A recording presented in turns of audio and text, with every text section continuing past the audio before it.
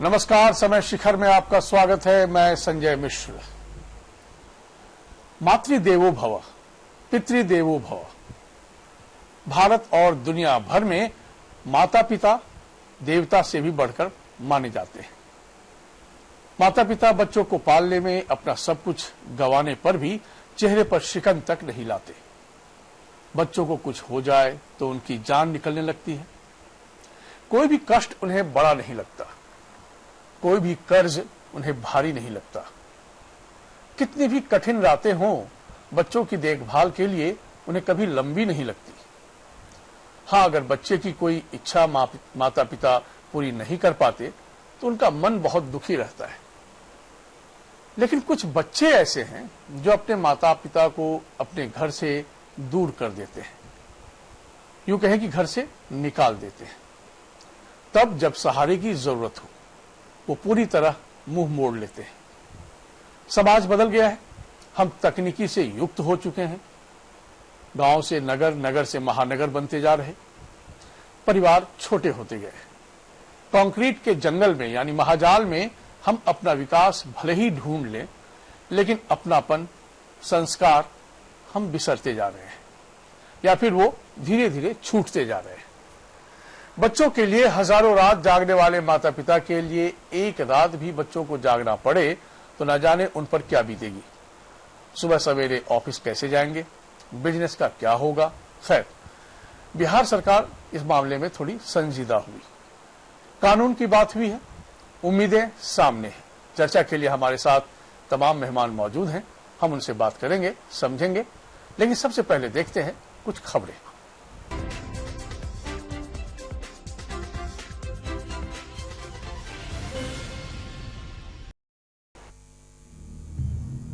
किसी भी इंसान के जीवन में उसे सफल बनाने में सबसे बड़ा योगदान उसके माता पिता का होता है। माँ 9 महीने शिशु को अपने गर्भ में रखती है, पीड़ा उठाती है, उसका पालन पोषण करती है। वहीं पिता पर अपने बच्चे की हर सुविधा को पूरा करने का दायित्व होता है। लेकिन वही बच्चे बुढ़ापे में माँ बाप को बोझ समझने लगते हैं। समाज के लिए इससे बुरा क्या हो सकता है। वो माँ जो अपने लाडले की एक सिसकी पर पूरी रात जागकर गुजार देती है, वो पिता जो अपने बच्चे के सपनों को और जरूरतों को पूरा करने के लिए जी तोड़ मेहनत करता है, चाहे कितना भी थक कर आए, अपने बच्चे के सामने अपनी पीड़ा का एहसास नहीं होने देता। लेकिन उसी माँ बाप के लिए जब बच्चों को जागना पड़ता है, उनकी जरूरतों को पूरा करने के लिए उन्हें पैसे खर्च करने पड़ते हैं, तो वही माँ बाप उन्हें बोझ लगने लगते हैं। अब देखिए, मंगलवार को, इसी हफ्ता मंगलवार को बिहार कैबिनेट की बैठक में एक बड़ा फैसला लिया गया। बिहार में रहने वाली संतान अब माँ पिता के सेवा नहीं करेंगे, गौर कीजिएगा, तो उन्हें जेल की सजा हो सकती है। माँ बाप की शिकायत मिलते ही ऐसी संतान पर कार्रवाई तुरंत होगी। बेटे बेटियों और निकट के संबंधियों से प्रताड़ित होने वाले बुजुर्ग अब डीएम के पास सीधे शिकायत कर सकते हैं। शिकायत के लिए अब परिवार न्यायालय जाने की जरूरत नहीं है। इस मामले में बिहार में 2007 में कानून बनाया गया था, लेकिन ये कारगर साबित नहीं हुआ था। अब बुजुर्ग माता पिता को परेशान करने वाले औलादों को अपराध की श्रेणी में रखा गया है। ये जमानती अपराध जरूर है और माता पिता के बच्चे को पैतृक संपत्ति से बेदखल भी किया जा सकता है। हमारे साथ इस वक्त रांची और पटना स्टूडियो में कई खास मेहमान मौजूद हैं। हम पहले परिचय करा दें आपका। पटना स्टूडियो में श्याम जी सहाय जी, आप रिटायर्ड आईएएस हैं और बागवान संस्था को आप चलाते हैं, जिसमें कि तमाम ऐसे बुजुर्गों का ख्याल रखा जाता है जो कहीं से उनके मन में कोई पीड़ा हो, उनकी वेदना हो, जिसको कि आप संभवतः कोशिश करके उन्हें दूर करने का प्रयास करते हैं इस संस्था के जरिए। आपका बहुत स्वागत है। संजय सिन्हा, आप समाज शास्त्री हैं, आपका बहुत स्वागत है। समाज विज्ञान को हम समझेंगे आपकी नजर से। मुकेश कुमार जी और डॉक्टर संजय कुमार, आप राजनीतिक विश्लेषक हैं और ऐसे मामलों में बहुत संवेदनशील रहे हैं आप दोनों, और कई बार आप लोगों ने आग्रह भी किया था कि हम ऐसे सब्जेक्ट को भी आगे ले चलें ताकि समाज को एक दिशा मिल सके। राजीव कुमार जी, रांची स्टूडियो में आप हैं, झारखंड हाईकोर्ट के वरिष्ठ अधिवक्ता हैं आप, आपका बहुत स्वागत है। हम क्या कानून कहता है, इसमें क्या क्या और प्रावधान हो सकते हैं, हम समझेंगे आपसे। दीनदयाल वर्णवाल जी, आप बीजेपी के आधिकारिक प्रवक्ता हैं, आपका बहुत स्वागत है।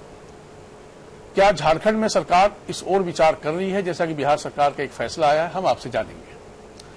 अनिल मिश्रा जी, आप समाजशास्त्री हैं। कमोबेश बिहार झारखंड के संस्कृति और रहन सहन का स्तर एक जैसा है, सिवाय कुछ भौगोलिक कारणों के यदि हम छोड़ दे तो क्या वहां का समाज मन कहता है, हम आपसे वहां जानेंगे। श्याम जी सहाय जी, चूंकि आप आईएएस रह चुके हैं और ऐसे तमाम अनुभवों को आपने जिया होगा अपने पूरे कार्यकाल में, और आपने अपने इस वर्तमान में आपने जो फैसला लिया बागबान संस्था चलाने का, उसके पीछे क्या क्या आपके पास अपने कारण थे और क्या आपने फील किया था?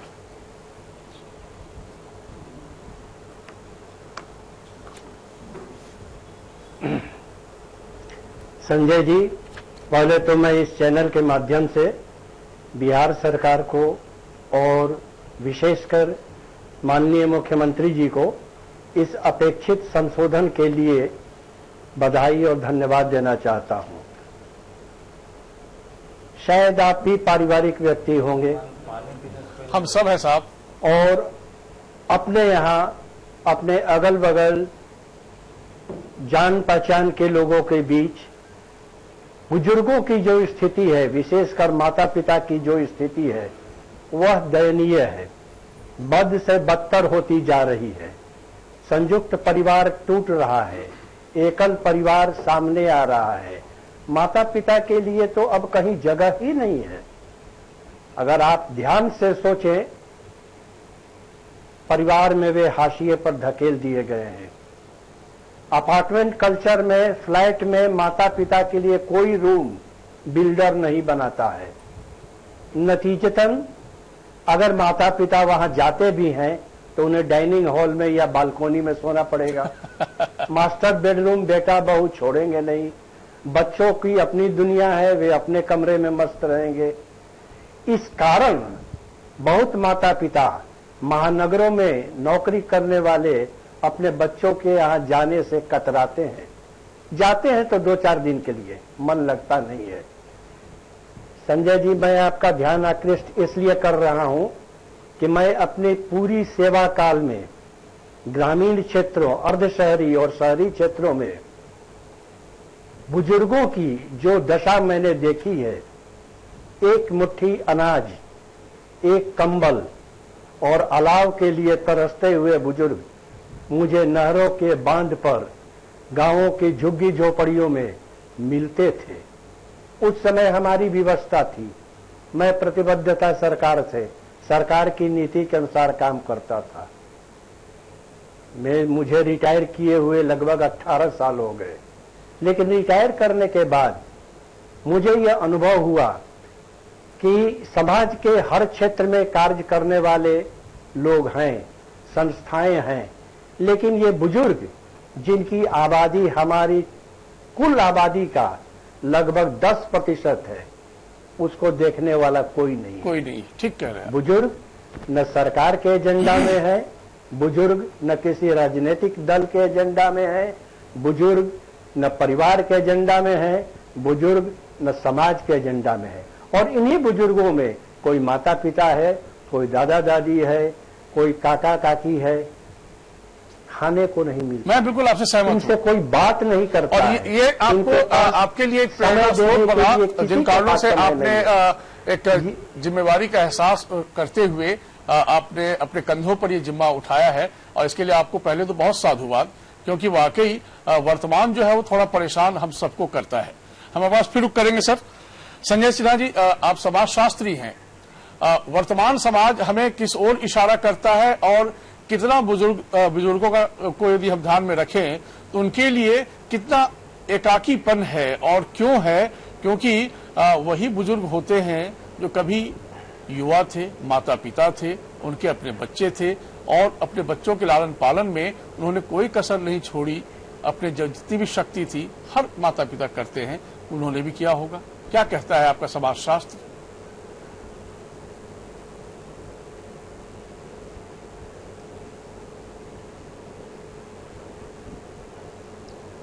संजय सिन्हा जी, मेरी आवाज आप तक पहुंच रही है क्या?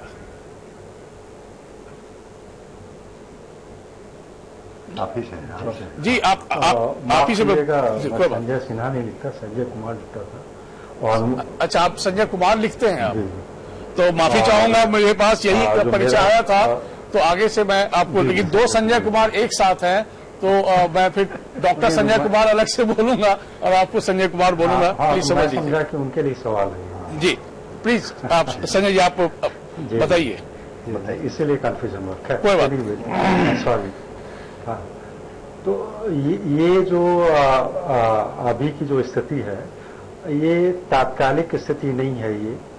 ये 90s के बाद जब वैश्वीकरण का दौर शुरू होता है, उस वैश्वीकरण के दौर के आरंभ होने से स्टेट जो है, राज्य जो है, अपनी जिम्मेवारियों को कम करता जा रहा है। स्टेट हम कह सकते हैं रोलिंग ऑफ मोड में आ गया है, और जितने भी सोशल सिक्योरिटी के काम है वो धीरे धीरे कम किए जा रहे हैं। इससे हमारा देश भी अछूता नहीं है और हमारा राज्य भी अछूता नहीं है।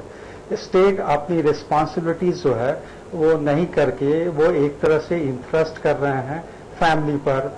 हाँ, ये बात बिल्कुल सर्वे में भी आ चुका है, एनजीओज ने तमाम सर्वे किए हैं, उसमें ये दिखलाया गया है कि इमोशनल इंजुरीज जो हैं ये वृद्ध लोगों को बहुत ज्यादा है, और कुछ केसेस में फिजिकल इंजुरीज भी किए जाते हैं।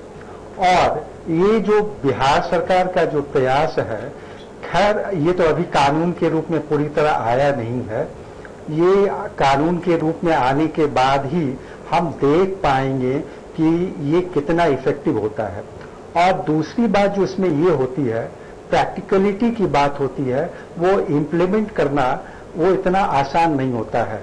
इमोशनली हम लोग सब लोग कहते हैं कि ये वृद्धों की स्थिति जो है काफी दयनीय है, लेकिन हर चीज को कानून से आप गाइड नहीं कर सकते हैं। कानून एक डेटरिंग फोर्स जरूर है, वह एक तरह से एक भय का वातावरण बनाता है, और भयाक्रांत होकर के जो है लोग, अब जैसे ये जो अभी आया है, ये कैबिनेट से जो पास हुआ है, उसमें शायद ये भी चर्चा है कि नॉन बेलेबल जो है वारंट भी इशू किया जा सकता है। हालांकि इसको जमानती इसके अपराध माना पहले गया जो है। 2007 में नेशनल लेवल पर जो जमानती है। हाँ, जमानती। जी 2007 में जो कानून बना था, उसमें भी इस तरह के प्रावधान थे डिटेल्स में, लेकिन जिस प्रकार से नंबर ऑफ केसेस जो ट्राइब्यूनल्स को गए नहीं, उसका मैं उस पर अपने कानून विदों से जान लूंगा।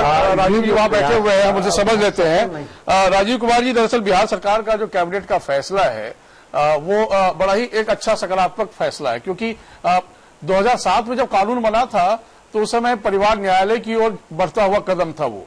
अब उसको सरलीकरण करते हुए, क्योंकि आप जब ओल्ड एज में होते हैं तो आपके अंदर फिजिकल उतना ताकत नहीं बची रहती कि बार बार अदालत का चक्कर काटे, तो अब डीएम को वो राइट देने की बात हो गई है, डायरेक्ट आप वहां जाकर शिकायत कर सकते हैं, उसके बाद तुरंत कार्रवाई की बात सामने आ रही है। तो इसको थोड़ा सा समझाइए कानून की नजर में। देखिए, सबसे है कि आज के दिन में इतने हमारे यहाँ कानून बन गए कि जो इम्प्लीमेंट करने वाले एजेंसीज हैं वो उनकी कमी हो गई है। सबसे बड़ी चीज है कि आज हम लोग जो दे रहे हैं, बिहार सरकार ने जो काम किया है कि ये फ्रेम किया है लॉ कि पेरेंट्स को यदि किसी तरह का कंप्लेंट्स है तो वो डीएम के यहाँ कंप्लेंट करेंगे और डीएम उसमें एक्शन लेंगे। ये तो खैर बहुत ही वेलकम स्टेप्स है। ऐसा हमको नहीं लगता है कि किसी स्टेट ने किया है। और पहला ही है। 2007 वाला जो एक्ट है जी, 2007 वाला जो एक्ट है, वो जब कचहरी के चक्कर वाला बात उठती है तो ऑब्वियस है कि ओल्ड एज में कोई नहीं कचहरी जाना चाहेगा और न ही उनको कुछ मिलेगा, क्योंकि जो बच्चे हैं वो सामर्थ होंगे और पेरेंट्स जो है वो असमर्थ होंगे। बिल्कुल। तो यहाँ तो एक बच्चे के साथ एक यंग आदमी की लड़ाई है। बच्चे, पेरेंट्स जो है ओल्ड एज में भी बच्चे हो जाते हैं और उनके बच्चे जो है वो जब पेरेंट्स ओल्ड एज में आ जाते हैं तो वे बुजुर्ग, वो यंग रहते हैं, ठीक तो है। एनर्जी लेवल नहीं रहता है।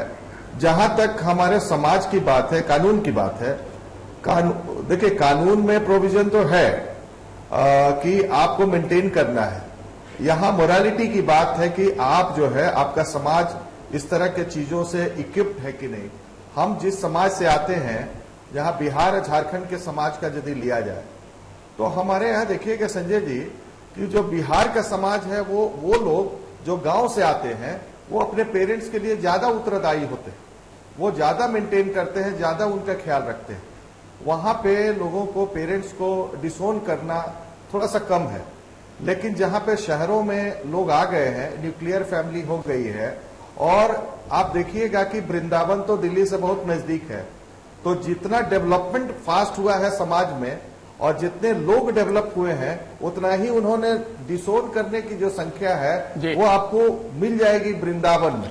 जब हमने नहीं, ठीक कह रहे हैं। देखिए राजीव जी, क्या है ना, आपकी बात से मैं आंशिक रूप से सहमत जरूर हूं, लेकिन आप चाहे गांव की बात करें या शहर की बात करें, आपको इस तरह के केसेस अब बहुत जगह दिखने भी लगे हैं, गांव में भी दिखने लगे हैं साहब, क्योंकि वहां पर भी धाराएं प्रवाहित हो रही हैं। कर लो दुनिया मुट्ठी में जब हम चलते हैं ना, हाथ में मोबाइल और तकनीक की दुनिया से जब हम रूबरू होते हैं, तो समाज की दुनिया से कटते चले जा रहे हैं, और खासकर माता पिता से तो बहुत दूर चला जा रहा है समाज, और ऐसे में माता पिता बहुत ही अकेलापन महसूस करते हैं। मुकेश जी, आपके पास रुक करूं उससे पहले एक रिपोर्ट आपको दिखा देते हैं हम, फिर चर्चा को आगे बढ़ाएंगे। हमारे सहयोगी अंजनी पांडे ने जमशेदपुर के एक ओल्ड एज होम का जायजा लिया। आइए परिचय लेते हैं यहां के इस ओल्ड एज होम का। अभी हम जमशेदपुर के आशीर्वाद ओल्ड एज होम में हैं। ये ब्रह्म कुमारी संस्था द्वारा चलाया जाता है, और कहने को तो ये एक ओल्ड एज होम है, लेकिन अपने आप में एक पूरी दुनिया है। यहाँ जितने भी लोग हैं, सबकी अपनी कहानियां हैं। यहाँ पर इन्हें किसी चीज की कोई कमी नहीं है, सारी सुख सुविधाएं इन्हें यहाँ मिलती हैं। बाकायदा आप देख सकते हैं एसी रूम्स हैं, सारी व्यवस्थाएं हैं, लेकिन कहीं ना कहीं जो एक अकेलापन है, जो एक परिवार के छूटने का जो एक दर्द होता है ना, वो इन लोगों के चेहरों पर आपको दिख जाएगा। आप क्या कहना चाहेंगे? आप कब से हैं यहाँ? कैसा लगता है यहाँ? हमारा 7 साल हो गया है। बहुत अच्छा है यहाँ, कोई चीज का तकलीफ नहीं है, खाना पीना देखभाल बहुत अच्छा होता है यहाँ पर, कोई चीज का परेशानी नहीं है। और यहाँ बहुत शांति है, डेली मेडिटेशन होता है यहाँ पर। हमारा एक लड़की है, वो पसौड़ी में रहते हैं। आप लेकिन यहाँ आप ज्यादा कंफर्टेबल? हाँ, बहुत शांति है यहाँ पर। मैं यहाँ पर जैसे कि आपका इस एज में जो कुछ हम लोग को प्राप्त करना चाहते हैं, वो आत्मा का भोजन यहाँ मिल रहा है। आप देख ही रहे हैं कि ये जो मेडिटेशन है, योग है, ये सब हम लोग को चाहिए इस उम्र में, और वो सब पूरा अवेलेबल हो रहा है। और खाने पीने की जो शारीरिक सुविधा है वो सब भी मिल रहा है। परिवार में और कौन कौन? परिवार में मेरा एक बेटी है और कोई नहीं है। 1 साल हो गया अभी यहाँ पर ब्रह्म कुमारी में। हमारा 2 बेटी था, एक बेटी गुजर गई, एक बेटी है वो देखता उगता नहीं है, सब प्रॉपर्टी लेके बैठा हुआ है। पहले हम यहाँ पर बहुत खुश है, कोई चीज का कमी नहीं है। वो बेटा बेटी नहीं करेगा, हमें यहाँ पर सब सुविधा मिलता है। हमें 5 साल हो गया है। घर से लोग आते हैं मिलने या? बहुत आदमी आते हैं।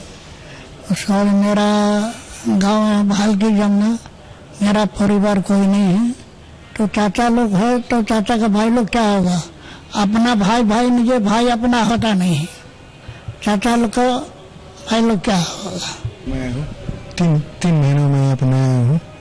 तो मतलब यहाँ मन लगता है या घर जाने? बहुत अच्छा, नहीं बहुत अच्छा लगता है। घर जाने की इच्छा नहीं? नहीं, ये ठीक है, ये शांति है यहाँ। हमारे साथ जो संचालक हैं वो भी हैं। देखिए, बेसिकली तो ओल्ड एज होम होना ही नहीं चाहिए। अगर देखा जाए तो ओल्ड एज होम होना ही नहीं चाहिए, क्योंकि आजकल इसका कारण है कि एक तो परिवार छोटे होते जा रहे हैं, रहने के लिए लोगों के पास जगह की कमी होती जा रही है, माँ बाप को लोग रख नहीं पा रहे हैं और ऐसे जगह में भेज देते हैं। और दूसरा कारण है कि अधिकतर लोग अपने लाइफ में सब बिजी है, बच्चे लोग सब स्कूल चले जाते हैं, बाकी घर के जो भी मेंबर होते हैं सब अपने अपने नौकरी पेशा में चले जाते हैं, तो घर में बुजुर्गों को देखने के लिए कोई होता नहीं उनके पास। हाल अभी यहाँ पर 23 लोग हैं, 23 बुजुर्ग हैं, उसमें माताएं बहनें भी हैं और भाई भी दोनों हैं। वेटिंग लिस्ट का क्या? वेटिंग लिस्ट भी प्राय 7-8 रहता ही हमेशा। 7 8 चलता रहता है। देखेंगे जगह जगह दीवारों पर तरह तरह की शिक्षाएं दी गई हैं और जो सबसे महत्वपूर्ण शिक्षा है कि इसमें हर व्यक्ति को ये बताने की कोशिश की गई है कि एक दिन उन्हें भी बूढ़ा होना है, उन्हें भी ओल्ड एज होना है। लेकिन फिर भी ज्यादातर लोगों के दिल से वो दर्द होता है जो परिवार के छूटने से होता है। सहारा समय के लिए जमशेदपुर में कैमरामैन नानक सिंह के साथ अंजनी पांडे। एक अच्छी बात उन्होंने कही संचालक महोदय ने कि कायदे से तो ओल्ड एज होम होना ही नहीं चाहिए। मुकेश जी, ये बात तो सही है, होम तो होम होता है। अब माता पिता ने अपना एक संसार बसाया जिसमें बच्चे हैं, परिवार के और भी सदस्य होते हैं, सबका ख्याल रखा जाता है। बावजूद उसके वो ठगे ठगे महसूस करते हैं एक अपनी इस उम्र में आकर, तो एक दूसरा होम उन्हें क्रिएट करके उन्हें दिया जाता है। तो इससे बड़ा दुर्भाग्य और क्या हो सकता है श्रवण कुमार के इस देश में?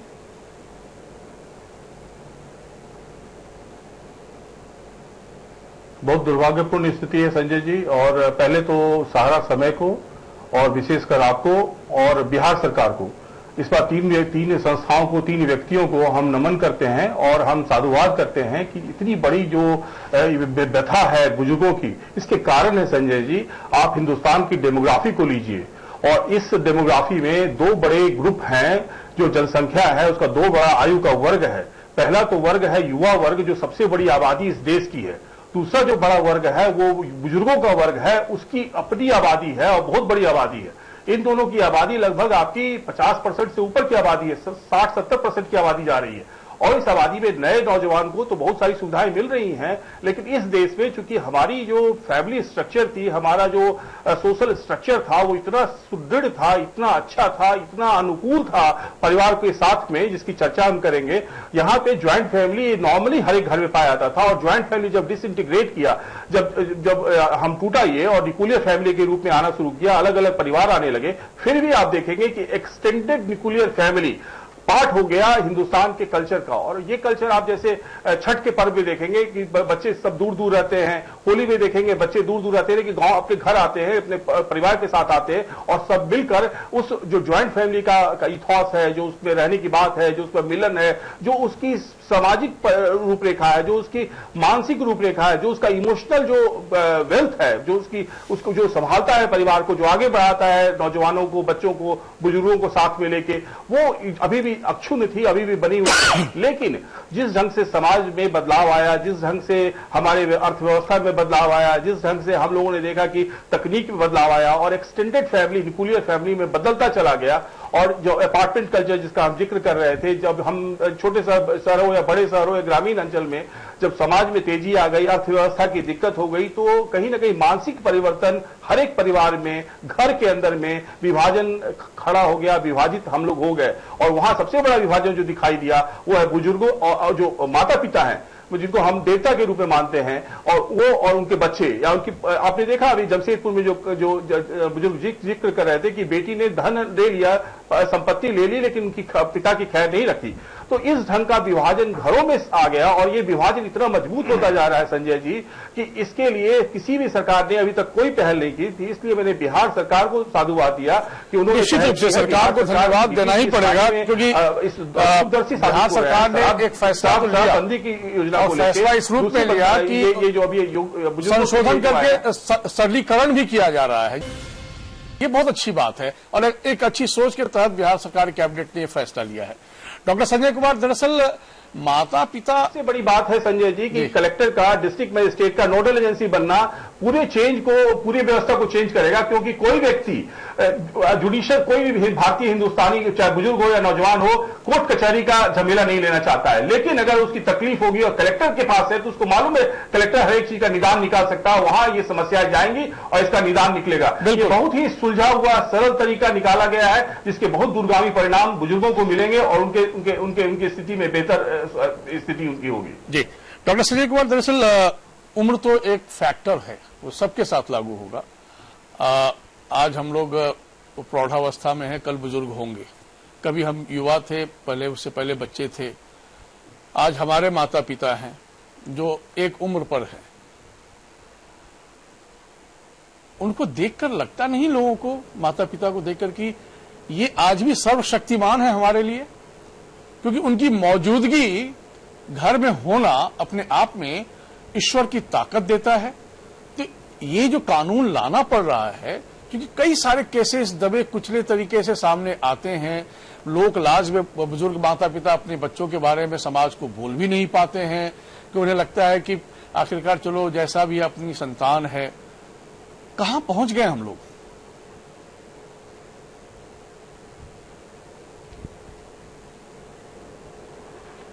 निश्चित रूप से मैं तो इसे एक भटकाव मानता हूं, क्योंकि जो हमारी मैथोलॉजी रही है और जिस मैथोलॉजी में अगर हमारे आदर्श राम रहे हैं, तो जरा देखिए तो कि वह राम जिनको कुछ समय बाद ही उनको राजगद्दी मिलने वाली है और पिता का आदेश होता है और वो बलकल पहनते हैं और जंगल के लिए चल देते हैं, कोई विवाद नहीं, कोई डिबेट नहीं, कोई पिता पर कोई अधिकार की बात नहीं। और जब वो लंका जीतते हैं और लंका जीतने के बाद जब वहां कहा जाता है कि ये तो सोने की लंका है, अयोध्या से कई गुना बढ़िया है, तो वो कहते हैं कि यद्यपि ये लंका सोने की है, लेकिन आप भी पढ़े होंगे जननी जन्मभूमिश्च स्वर्गादपि गरियसी, जो हमारी मां है, जो हमारी जन्मभूमि है, वह तो स्वर्ग से भी बढ़ करके है। तो मां और पिता के चरणों में लोग भगवान देखते थे। ये समाज का छीजन है, जीवन मूल्यों में गिरावट है, और कौन सा रोबोटिक जिंदगी मैं जी रहा हूं मुझे नहीं समझ में आता है। फैमिली जो ज्वाइंट था, न्यूक्लियर हुआ, न्यूक्लियर के बाद भी बच्चे जो हैं वो बाहर निकल रहे हैं, और पैकेज की नौकरी, बड़ा वो माँ पिता जो थोड़ा बुढ़ापे में अपनी ये पर पीड़ा पर रोते हैं, वो ये कहने में बड़ा खुश होते हैं कि मेरा बेटा इतने के पैकेज की नौकरी कर रहा है। आपने कैसा पीढ़ी तैयार किया, इस पर भी समाज को सोचना होगा। वह पीढ़ी जो हृदय से बिल्कुल उसके अंदर में कोई भी संवेदना नहीं है, वह बस चाहता है कि दुनिया के सारे भौतिक सुखों को हम निचोड़ लें, और वह निचोड़ कर करके कौन सा भारत बनाना चाह रहे हैं। पहल करनी पड़ेगी साहब, ठीक है, चना चमेना पहल करनी पड़ेगी। और रहते थे कहीं भी माँ पिता दरवाजे पर रहते थे उनके, ये बात तो सर ध्यान रखना ही होगा, क्योंकि अब किसी इंडिविजुअल के भरोसे नहीं छोड़ सकते हैं। हम सब प्रबुद्ध लोग हैं और हम सबों का भी दायित्व है, और हर कोई अपने अपने स्तर पर पहल करे तो मेरे ख्याल से समाज में पॉजिटिव चेंजेस आएंगे यदि कहीं विकृति आ गई है तो। अनिल सिन्हा जी, चूंकि आप समाजशास्त्री हैं और झारखंड के उस समाज को आप बहुत करीब से देखते हैं, आदिवासी समाज में उतना बिखराव हमें नजर नहीं आता है। जो जंगल में रहते हैं, जो जिनके यहाँ आज भी संयुक्त परिवार प्रथा है और सब मिलजुल कर जीवन व्यतीत करते हैं, जब शहर की ओर आते हैं हम उसी झारखंड में, तो हमें थोड़ा बिखराव नजर आने लगा है और वो तकलीफ देह है। आपका समाजशास्त्र क्या कहता है? अनिल मिश्रा जी। बिल्कुल सही। सबसे बड़ी बात है कि झारखंड का समाज जनजातीय समाज है जी, और जनजातीय समाज में सामूहिकता का मूल्य है, तो उस कलेक्टिविटी के वैल्यू के कारण वहां पर उतनी समस्या नहीं है। पेरेंट्स के मेंटेनेंस की समस्या, वेलफेयर की समस्या, और जो सोशल सिक्योरिटी मिला हुआ है वहां कानून से नहीं मिला हुआ है, समाज उनको देती है। बिल्कुल। हमारे समाज में क्या हो रहा है कि हम लोग एक ट्रेडिशनल सोसाइटी से अल्ट्रा मॉडर्न सोसाइटी की ओर शिफ्ट कर गए हैं, और सबसे बड़ी बात है कि जो संयुक्त परिवार का टूटना है, ये सबसे बड़ा कारण है पेरेंट्स के समस्या का। ज्योग्राफिकल मोबिलिटी भी एक बहुत बड़ा फैक्टर है, बच्चे बाहर चले जा रहे हैं, माँ बाप अकेले रह जा रहे हैं। सर, कृषि प्रधान समाज रह नहीं गया ना, नौकरी चाकरी के चक्कर में तो सबको जाना ही पड़ता है, ये भी एक फैक्ट है। और इन कारणों से बिखराव हो, लेकिन सोच में बिखराव क्यों हो रहा है? बड़ा सवाल सिर्फ ये है। ठीक है, गांव में नौकरी नहीं मिलेगी तो शहर की ओर आना पड़ेगा, लेकिन उस शहर में माता पिता आए और वो फिर वो कतराने लगे अपने बच्चों के पास रहने में, तो ये तो बच्चों के लिए दुर्भाग्य है साहब।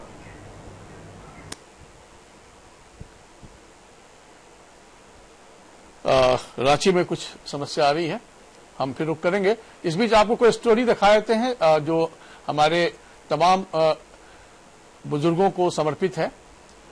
माता पिता, ये बात सही है कि अब बूढ़े हो गए हैं, उनका भी गांव की गलियों में जाने का मन होता है, परिवार के साथ समय बिताने का मन है, नाते पोतों के साथ खेलने का मन है, लेकिन सब बिसरा दिया गया है। कहीं ओल्ड एज होम में जीवन बीत रहे हैं। अब बच्चों की जरूरत है, लेकिन बच्चे कठोर हो गए।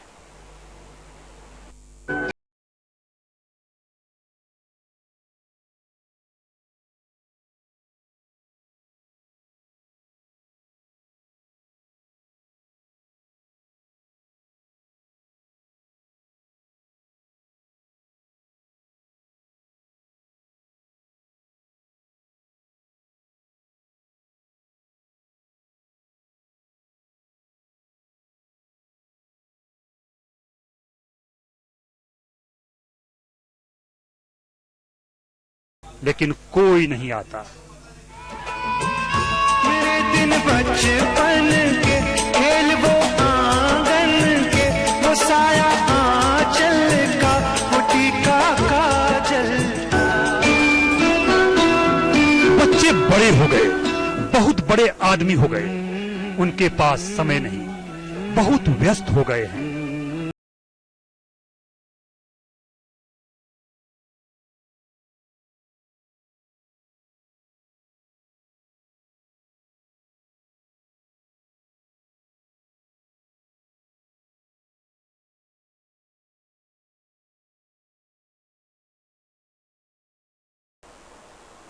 कौन ऐसा संसार में माँ बाप होंगे जो अपने बच्चे का नाम रोशन करते हुए नहीं देखना चाहते होंगे। सबकी प्रार्थना होती है, सबकी कामना होती है, बड़े लाड़ प्यार से अपनी जितनी भी शक्ति होती है उससे ज्यादा कहीं संसाधन जुगाड़ करके अपने बच्चों का पालन पोषण करते हैं।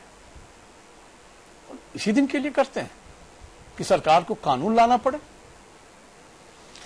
दीनदयाल वर्णवाल जी, आप तक यदि हमारी आवाज पहुंच रही हो तो झारखंड सरकार भी क्या इस दिशा में कुछ सोच रही है? संजय जी, सबसे पहले इस विषय को जो आपने चुना है, ये बहुत मार्मिक विषय आपने चुना है, जो समाज के लिए, आने वाले कल के लिए, निश्चित तौर पे बच्चों के लिए एक दुर्भाग्य का क्षण है।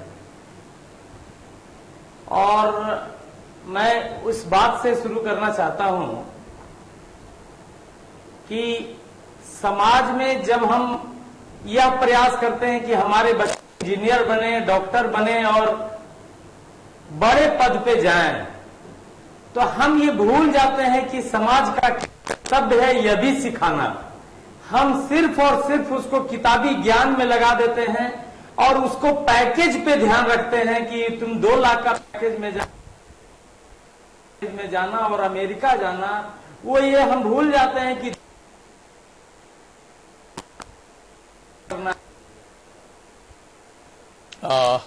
सैटेलाइट लिंक में थोड़ी प्रॉब्लम आ रही है। बड़ा कारण है। जी बिल्कुल, ये बात आप सही कह रहे हैं दीनदयाल जी, मैं आपसे सहमत हूं। राजीव जी, तो जिस तरीके से कानून की बात सामने आती है, इसमें ये एक सॉल्यूशन जरूर है, लेकिन एकमात्र सॉल्यूशन नहीं है। तो कानून विदों की तरफ से कोई और भी ऑप्शंस हैं क्या, जहां की यदि माता पिता अपनी उन संतानों की वजह से परेशान हैं और बेचारे कह नहीं पाते, उन्हें राइट प्लेटफॉर्म मिल नहीं पाता है, तो क्या कुछ और भी है, संभव है? देखिए, हमारे हिसाब से कानून बहुत ज्यादा लादने से तो कुछ होता नहीं है सर। ये सामाजिक विषय है। यदि बच्चे के अंदर खुद नहीं है कि हमको अपने पेरेंट्स को प्रोटेक्ट करना है, तो आप कानून से उसको प्रोटेक्शन नहीं दिलवा सकते। एक समय तक आप प्रोटेक्ट करेंगे, वो जो है कानून से बहुत सोल्यूशन मिलता है।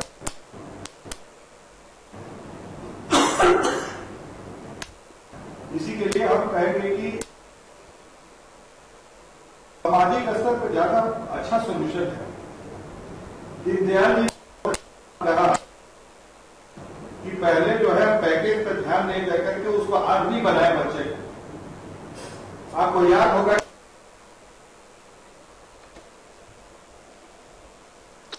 कुछ सैटेलाइट में रह रहे के अवरोधक आ रहे हैं, इन कारणों से हम पूरी बात आप तक नहीं पहुंचा पा रहे हैं। पर एक पटना की एक और तस्वीर देख लेते हैं। फिर उसके बाद चर्चा को आगे बढ़ाएंगे, क्योंकि श्याम जी सहाय जी हमारे साथ मौजूद हैं। रिटायर्ड आईएएस ही वो सिर्फ नहीं है, वो ऐसे तमाम बुजुर्गों का ख्याल रखने के लिए अपनी एक संस्था भी चलाते हैं जिसका नाम है बागबान। बच्चों के पास भरा पूरा परिवार है, अपना घर है, बंगला है, लेकिन इनके बच्चों के पास इनके लिए वक्त नहीं है, जिसके कारण ये लोग ओल्ड एज होम में रहने को मजबूर हैं। आइए चलते हैं पटना के एक ओल्ड एज होम, सुनते हैं उनकी व्यथा, क्या कहते हैं वो बुजुर्ग और वहां के संचालक। क्यों रहते हैं आप? हमको आश्रम में लोग दे दिया है, आश्रम में दे दिया है लोग, परिवार हमारा। आपके परिवार हैं? है नहीं, IAS IPS है। हाँ, IAS IPS है जी। हाँ, तो वो लोग देखभाल नहीं करते हैं? कोई नहीं, उनको पेंशन मिलता है, बिहार पुलिस में थे। अच्छा, 13,500 मिलता है, हाँ, पेंशन मिलता है हमको, खाली थोड़े है। जो कि पटना में काफी बड़ी संख्या में खुल गए हैं। अब बुजुर्ग यहाँ शरण लेते हैं क्योंकि उनके बच्चे उनसे दूर रहते हैं। हालांकि बिहार सरकार ने कानून जरूर बनाया है कि जो बच्चे अपने माँ बाप की सेवा नहीं करेंगे, देखभाल नहीं करेंगे, उनके लिए कानून जरूर बनाया गया है कि सख्ती से पालन किया जाएगा। लेकिन आप समझ सकते हैं कि किस तरीके से हजारों की संख्या में ऐसे बुजुर्ग हैं जो इस तरह के आश्रय होम या फिर ओल्ड एज होम में शरण लिए हुए हैं। अब ऐसे ओल्ड एज होम में अकेला रहना पड़ता है, वैसे जगहों पर रहना पड़ता है जहां ये तो रह लेते हैं, इनका देखभाल करने के लिए कोई आया या फिर यहाँ के जो ओल्ड एज होम के जो कर्मचारी होते हैं उन पर निर्भर रहना पड़ता है। मतलब सुबह से लेकर शाम तक 24 घंटा ध्यान देना है हम लोगों को, किनको कोई तकलीफ ना हो। 16 से 17 लोग हैं।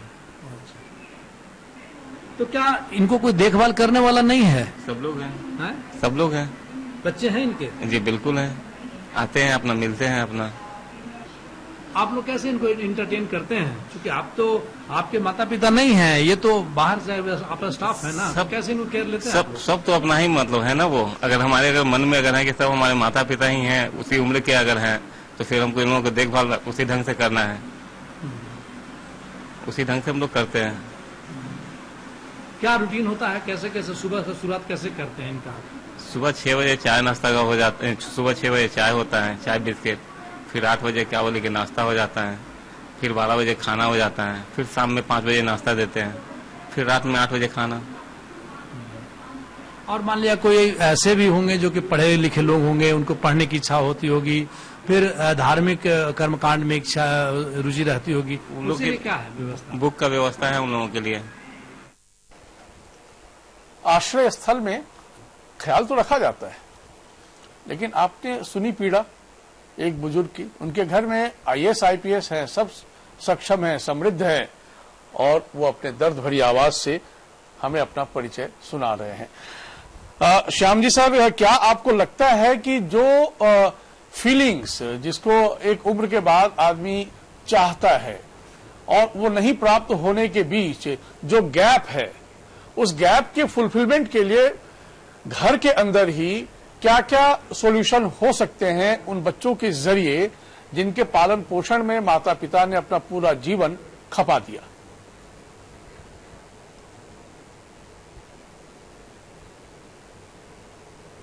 इसके पहले कि मैं आपके प्रश्न का उत्तर दूं, मैं 2 चीज स्पष्ट कर देना चाहता हूं। जी, ये दोनों वृद्धाश्रम जिसे आपने दिखाया है, ये पेड वृद्धाश्रम है। ओके, हाँ ठीक बात है, एनजीओ नहीं है ये राशि लेते हैं। हाँ बिल्कुल, अपने यहाँ रखते हैं। बिल्कुल नहीं, सही मायने में ये वृद्धाश्रम नहीं है। सही मायने में वृद्धाश्रम खोलने के लिए राष्ट्रीय वृद्ध जन नीति 1999 में बनी और उसके तहत राज्य सरकारों को जिम्मेवारी दी गई कि प्रत्येक जिला मुख्यालय में कम से कम एक वृद्धाश्रम खोला जाए जो निःशुल्क रहेगा, जहां पर भोजन, स्वास्थ्य सब कुछ रहेगा। दुर्भाग्य यह है कि वृद्धों की इस दशा में भी लोग अपना प्रोफेशनल मोटिव देख रहे हैं। एक तरह से वृद्धाश्रम खोलकर वे अर्जित कर रहे हैं। बिजनेस हो गया, इसको बढ़ावा नहीं मिलना चाहिए। ठीक बात। जब इसको बढ़ावा नहीं मिलेगा तब वो आईएएस आईपीएस हमारे पास आएगा। दूसरी चीज, हम अपने बच्चे को संस्कार नहीं दे पा रहे हैं। हम अपने बच्चे को अपने पास रख कहां रहे हैं?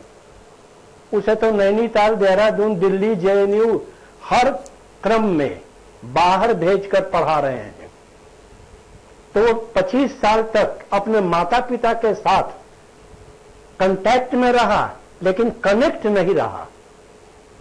मोटिवेशनली वो अनकनेक्टेड है। तो उसकी सोच निश्चित रूप से हमारे जमाने के नौजवानों की सोच से अलग होगी। यहां मैं थोड़ा एक आपसे सवाल करना चाहता हूं। विद्यालय में, स्थानीय कॉलेज में घर का खाना खाकर। मेरा एक सवाल है आपसे। जी, ये बात जो आपने कही, क्योंकि संयोग से हम लोग भी स्कूल डेज के बाद बाहर निकल गए थे पढ़ने के लिए, तो माता पिता से कांटेक्ट में तो होते थे, लेकिन माता पिता से कनेक्ट उतने ही थे जितना कि अपने स्कूल एज में भी होते थे। वो इसलिए था कनेक्शन क्योंकि माता पिता कोई रिश्ता नहीं होता है। माता पिता आप प्रौढ़ावस्था में हैं जी, माता पिता कोई रिश्ता नहीं होता। लेकिन 90 के बाद से जो भूमंडलीकरण, जो आधुनिकता, बदलते हुए सामाजिक और आर्थिक परिवेश में जो बच्चे पल बढ़ रहे हैं, ये बाहर जाकर जी, वो निश्चित रूप से कनेक्ट नहीं हो पा रहे हैं। ठीक बात। और यही चैलेंज है। ये चैलेंज, जब तक उनको कनेक्ट नहीं किया जाएगा तब तक उनकी सोच में बदलाव नहीं आएगा। लेकिन यदि हम इस सोच में बदलाव लाने के लिए जी, पीढ़ीगत अंतर को कम करने के लिए जागरूक करना होगा विभिन्न मंचों से। ठीक कह रहे हैं आप। हमें बहुत खुशी है, आपको मैं सारी बात बता देता हूं। एक, हम अपनी संस्था में विभिन्न तरह का आयोजन करते हैं और प्रत्येक सप्ताह में बुजुर्गों को बुलाकर किसी समसामयिक मुद्दे पर उनसे चर्चा भी करते हैं। 3 सप्ताह पहले एक चर्चा थी कि जो कानून 2007 और जो नियमावली 2012 बिहार में आई, उसका पालन हो रहा है कि नहीं।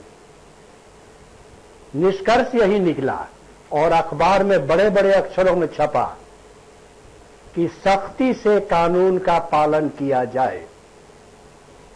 हमें खुशी है, हमारी संस्था के हर गतिविधि की जानकारी सरकार को रहती है, क्योंकि हर गतिविधि की जानकारी अखबार में छपती है। चलिए, तो अच्छी बात है, लेकर छापा जाता है। ये अच्छी बात है सर। और कम से कम पहल आपके यहाँ से भी हो रही है तो उसका एक सकारात्मक प्रभाव सरकार के ऊपर भी पड़ता है। और फिर एक फैसला जो आया है उस आलोक में भी हम देख सकते हैं इस फैसले को। लेकिन संजय कुमार जी, बड़ा सवाल एक ये भी है कि जो हमारे श्याम जी सहाय जी ने कहा कि कनेक्ट नहीं हो पा रहे हैं, कांटेक्ट तो जरूर हो पाता है। तो कांटेक्ट और कनेक्ट के बीच माता पिता के लिए भी ये चैलेंज है, क्योंकि वो अपने बच्चे को सबसे अव्वल देखना चाहते हैं।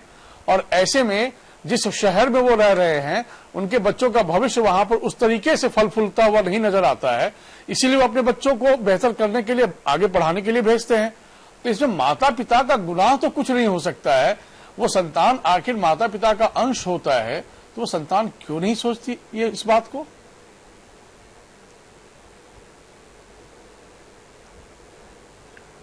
देखिए, ये बात बिल्कुल सही है कि कांटेक्ट रहता है, कनेक्ट नहीं कर पाते हैं।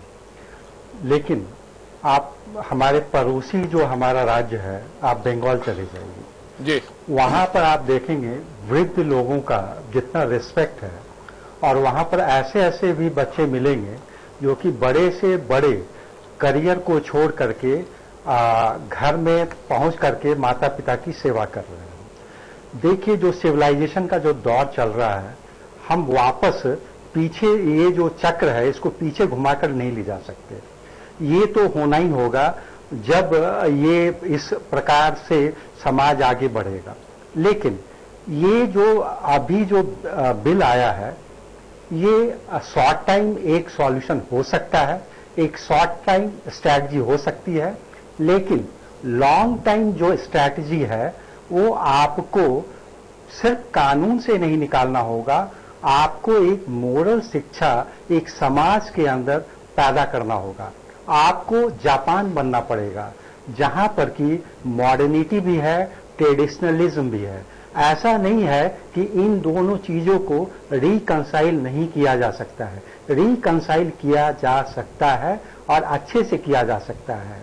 बस एक प्रयास की जरूरत है, एक ईमानदारी पूर्वक जो है किया गया फैसला होना चाहिए, और जो भी राजनीतिक फैसले भी आते हैं वो ईमानदारी पूर्वक लागू किया जाना भी चाहिए।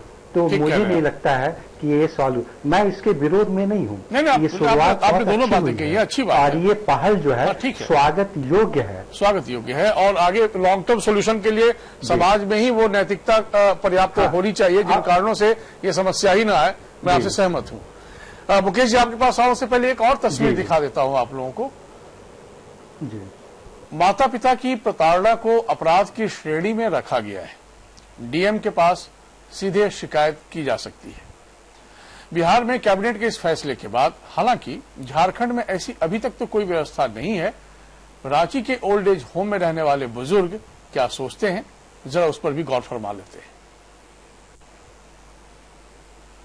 चतरा लातेहार से आए हुए एक दंपत्ति हैं, एक बुजुर्ग दंपत्ति, उनसे हम बात करते हैं कि आखिर यहाँ कब से हैं वो और किस परिस्थितियों में उन्हें आना पड़ा। बाबा, ये बताइए कि आप यहाँ पर कितने दिनों से हैं और किन परिस्थितियों में आपको यहाँ आना पड़ा? लगभग डेढ़ बरस यहाँ हो गया। जी जी। हमारी पत्नी अस्वस्थ रहती हैं, इनका देखभाल हमको स्वयं करना पड़ता है। बाल बच्चे सब कमाने खाने वाले हैं, उनके ऊपर हम लोग आश्रित रहना मैंने उचित नहीं समझे कि वो लोग फिर कमा खा नहीं सक रहे हैं। हम लोग में वो लोग अगर लगल रहेगा तो वो लोग कमा खा नहीं सकते हैं, बाल बच्चा को नहीं पालन कर सकते हैं वो लोग। इसलिए हम लोग अभी सक्षम हैं, बूढ़ी थोड़ा सा हमको असक्षम है, इसलिए हम इनको देखभाल यहाँ स्वतंत्र रूप से करते हैं। तो क्या घर पे देखभाल करने वाले बेटा पतो लोग नहीं है क्या? हैं, सब कमाने खाने वाले। कितने बेटे हैं? 3 बेटे हैं, एक बेटी भी है। सब अपना कमाने खाने वाले हैं, सब बाहर रहते हैं। नौकर रखने का हमको औकात नहीं है। यहाँ का जो खर्च है वो बेटे देते हैं क्या? हम स्वयं अपना पेंशन भोगी हैं, इसलिए हम स्वयं अपना खर्च वहन करते हैं। तो यहाँ वो मिलने आते हैं आपके बेटे? हाँ, आते हैं। कितने कितने दिनों में? 15 दिन, 20 दिन, 1 महीना में आता है सब। कभी पोतोहू आती हैं, कभी बेटे लोग आते हैं, कभी पोता पोती लोग आती है सब।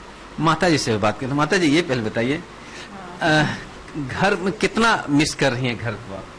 घर में बाल बच्चे, घर को कितना आप जो है हाँ याद घर आता है कि नहीं? घर के लोग याद आते हैं? याद आवा है।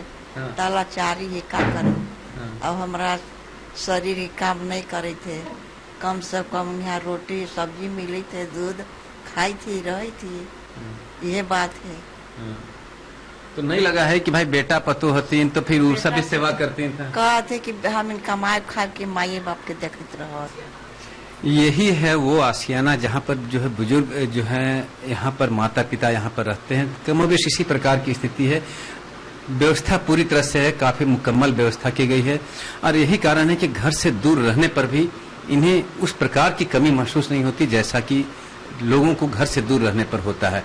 कहा जाता है कि सूखे पत्ते पेड़ का साथ छोड़ जाते हैं, माँ बाप जब बूढ़े हो जाते हैं तो बच्चे जो हैं रिश्ते तोड़ जाते हैं। तो कमोबेश उसी प्रकार की स्थिति यहाँ पर भी देखने को मिल रही है। कुछ अन्य लोगों से भी हम एक बार फिर से बात करने की कोशिश करेंगे और उनसे भी उनके अनुभव जानने की कोशिश करेंगे कि आखिर ऐसी कौन सी परिस्थिति आ चुकी है कि उन्हें ओल्ड एज होम का रास्ता अख्तियार करना पड़ा है। दीनदयाल जी, हमारी आवाज यदि आप तक पहुंच रही हो तो आप अपनी पूरी बात कह सकते हैं इस रूप में कि क्या हालांकि माता पिता बड़े उदार होते हैं अपनी संतान के लिए इस उम्र में भी कि बच्चा कमाएगा खाएगा या हमारा ख्याल रखेगा, लेकिन सवाल तो यही है ना कि बच्चे यदि कमा खा रहे हैं तो आखिर किसके लिए? अपने माता पिता को साथ रखकर उनका यदि ख्याल नहीं रख सकते हैं तो ऐसी संतान के होने पर भी एक बड़ा सवाल है। मैंने पहले भी कहा कि इसमें दोष माता पिता का ही है, हमारे जैसे माता पिता का ही दोष है। इसलिए दोष है कि हम सिर्फ इंजीनियर डॉक्टर बनाना चाहते हैं, आदमी नहीं बनाना चाहते हैं। जब वो अमेरिका चला जाता है, इंग्लैंड चला जाता है, पूना चला जाता है, बेंगलोर चला जाता है और उसके बाद उसकी शादी करते हैं, और जब शादी करते हैं तो बहू को साथ नहीं रखना चाहते हैं, लगता है या तो वो दूर रहे, तो वो वातावरण में रहते रहते उसका एक मानसिकता बन जाता है। ये मानसिकता गलत है। जब हम एक तरफ बहुत ज्यादा चांद पर जाने की बात करते हैं, जब हम सोशल मीडिया का उपयोग करते हैं, जब हम फेसबुक का उपयोग करते हैं, जब हम इन सब बातों में खो जाते हैं, तो निश्चित तौर पे अपने माता पिता का ख्याल हमारे मन से घट जाता है और इसका जिम्मेवार माता पिता भी है। मैं बार बार बोलना चाहता हूं, क्योंकि पुत्र को आप जैसा, कहावत है कि आप कच्ची मिट्टी को जैसा खड़ा करेंगे वैसा खड़ा होगा। अगर आज के माता पिता ही अगर हम कच्ची मिट्टी को एक मजबूत ठोस पत्थर का बनाना चाहते हैं तो पत्थर दिल बन रहा है। इसमें समाज का दोष है। मैं आपको उदाहरण के साथ कहना चाहता हूं कि फुसरो एक जगह है, फुसरो में एक मेघदूत सिनेमा के पास एक पान की गुमटी है, खैनी बेचता है, उसका बेटा आईएएस बना। और आज सबसे ज्यादा अगर कोई दुखित है उससे जाके पूछिए तो वो कहता है कि दुनिया का सबसे खराब काम हमने किया था अपने बेटा को पढ़ाकर, क्योंकि ये जब घर जाता है तो घुसने नहीं देता है, ना बहू घुसने देती है ना बेटा घुसने देता है। तो कुल मिलाकर हमारा समाज, हम चाहते हैं हम तो खैनी बेचे लेकिन हमारा बेटा राष्ट्रपति बने, और राष्ट्रपति बने तो राष्ट्रपति बन जाता है। तो कुल मिला के समाज का जो स्वरूप है ना, हमको ध्यान रखना पड़ेगा। मैं चेंबर के उपाध्यक्ष के नाते मैं मारवाड़ियों के बीच में रहता हूं संजय जी, और हम आपको एकदम दावे के साथ कह सकते हैं जो 50% ये समस्या हमारे समाज में आई है, लेकिन आज मारवाड़ी समाज के बीच में ये समस्या 1% भी नहीं है। वहां पर ये भावना नहीं है। वहां दादी के साथ, दादा के साथ, चाचा के साथ, मामा के साथ लोग एकजुट रहते हैं। बहुत और अच्छी ये बात। हम कैसे कह सकते हैं? बहुत अच्छी बात। तो हम नहीं कह सकते, इसीलिए मैंने अच्छा कहा सर, एक और जवाब दे दीजिए आप। माता पिता को भी। मैं जरा बीजेपी के हाँ, जी। प्रवक्ता से एक जवाब ले लूं, क्या झारखंड सरकार उसी रास्ते पर फैसला करेगी जो फैसला बिहार सरकार ने किया? संजय जी, दो बात इसमें मैं कहना चाहता हूँ। बुजुर्गों को दो चीज चाहिए, एक इस एज में आने के बाद भगवान का नाम लेने के लिए, सर आप ये दर्शन करने के लिए उनको मिले। सर सुन लीजिए ज्ञान विज्ञान के लिए मैंने बहुत लोगों को याद किया हुआ है जो आपसे कहीं ज्यादा अनुभवी है। आप मुझे ये बताइए कि आपने मुझे टू द पॉइंट जवाब दिए साहब, क्योंकि बाकी मेहमानों के पास भी जाना होता है। मुझे बताइए, क्या झारखंड सरकार जिस तरीके से नीतीश सरकार के कैबिनेट ने एक फैसला लिया, जैसे कि यहाँ डीएम है तो वहाँ डीसी है, डीसी को वो अदालती अधिकार देंगे ऐसे मामलों में रघुवर सरकार, या इस पर कुछ विचार हो सकता है कि बुजुर्गों को ताकत मिले?